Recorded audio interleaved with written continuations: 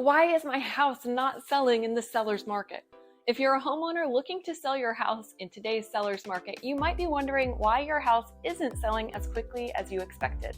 Hi, I'm Lydia Rowe, a realtor here in Tipp City, Ohio, and on this channel we talk about all things living in the Miami Valley of Ohio. Today we're going to look at 3 crucial factors that could be hindering the sale of your house and provide you with valuable insights to overcome these challenges. So let's dive in. The first reason your house might not be selling is limited access. If you can't show it, you can't sell it. One of the biggest mistakes homeowners make is limiting the days and times when potential buyers can view their homes. In any market, limiting access to your house can minimize its exposure and reduce the chances of finding the right buyer. Remember, minimal access equals minimal exposure. To maximize the sale of your house, it's essential to make it available as much as possible, even if it means accommodating buyers from outside your local area. Some of the most motivated buyers may be traveling and unable to adjust their schedules to limited viewing options. By providing flexible access, you increase your chances of attracting serious buyers. Now, I know this can be so annoying as a seller. Having to keep your house show ready all the time can be exhausting, especially if you have kids or animals, or if you work from home. But it really is worth it if you find the right buyer for your house. Here in the Dayton area, realtors have access to an app called Showing Time, where we can request showing times and can sometimes get confirmation right away. So when I'm working with a buyer, sometimes we'll go and see a house and it just isn't what we thought it was going to be from the pictures, but we already have this time carved out to look, so we search for nearby houses to look at.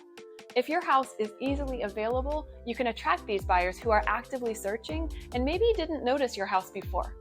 I'll talk about some tips for how to live in your house while being ready for quick showings in just a minute. The second reason I want to talk about is by far the most common, and you can probably guess this one.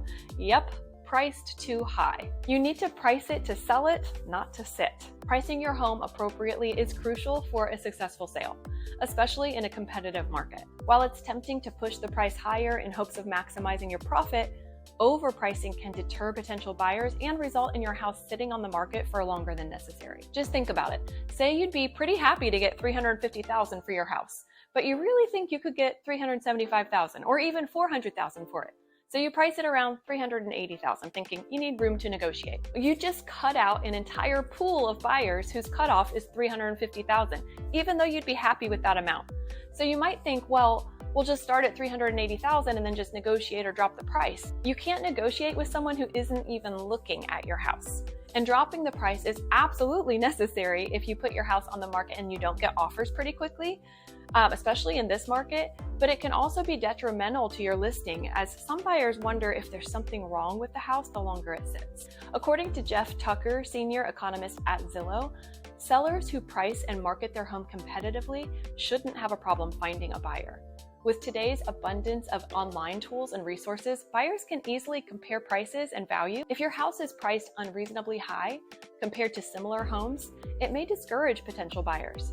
Pay attention to the feedback from your agent, and if necessary, consider reevaluating and potentially lowering the price. Sometimes there's not really any great comparison listings to pull from. In that case, trust your agent if you go that route, or trust your gut if you're selling yourself, and go ahead and put it out there for what you think, but be willing to drop the price quickly if you're not getting showings and or offers. A good rule of thumb is that for every 8 showings, you should be getting an offer. If you aren't getting showings, you probably have it priced too high or you've limited access to it too much. If you are getting showings but you're not getting offers, you either have it priced too high or you need to work on presentation. Which brings me to the third reason that your house might not be selling. Not freshened up before listing. If it looks good, it'll make a good impression. When it comes to selling your house, first impressions really do matter. The exterior and interior condition of your home play a significant role in attracting buyers. As an article from Investopedia says, curb appeal projects make the property look good as soon as prospective buyers arrive. While these projects might not add a considerable amount of monetary value, they will help your home sell faster, and you can do a lot of the work yourself to save money and time. But don't stop at the front door. Creating a welcoming and neutral interior environment is equally important.